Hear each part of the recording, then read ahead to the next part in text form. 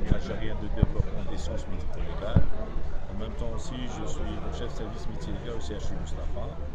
J'exerce ce métier, ça fait 30 ans. En tant qu'universitaire, chercheur aussi, nous sommes venus à Tizi Ouzou pour accompagner notre collègue, le chef de service métier légal du CHU Tizi Ouzou, bien sûr avec collaboration avec le CHU Tizi Ouzou, pour participer à la modernisation de la métier légale au CHU, qui ont déjà un programme ambitieux.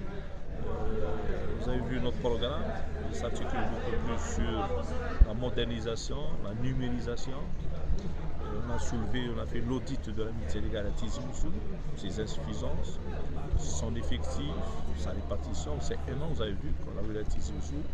Ils ont 15 médecins légistes pour 6 tribunaux, une cour, une activité médico-légale intense.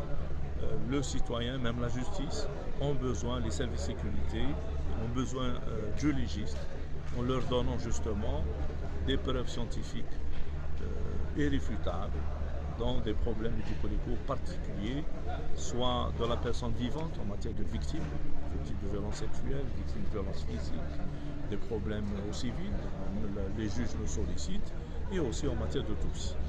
Nous avons un petit peu vulgarisé le concept de la médecine légale. La médecine légale, ce n'est pas la mort.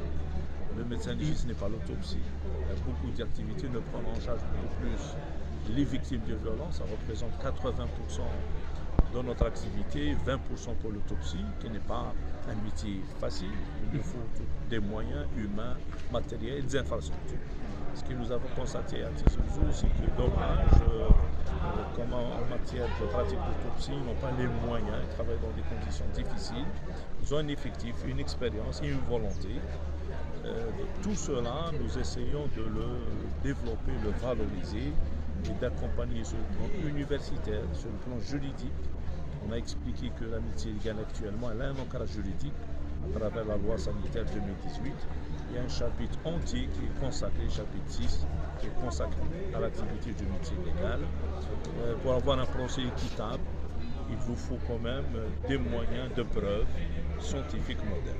Donc on s'inscrit, nous avons l'obligation en tant qu'universitaire de s'inscrire dans une démarche de modernisation de la médecine légale à l'instar des autres pays, pour y faire face à tout événement. Vous avez vu l'histoire de ce qui s'est passé à Tizi Ouzou, le problème des incendies, un corps calciné. Si vous voulez pratiquer une autopsie, ce n'est pas une autopsie avec des moyens rudimentaires, avec une simple table, une autopsie qui ne répond pas aux critères, vous allez pouvoir répondre à une problématique vraiment particulière.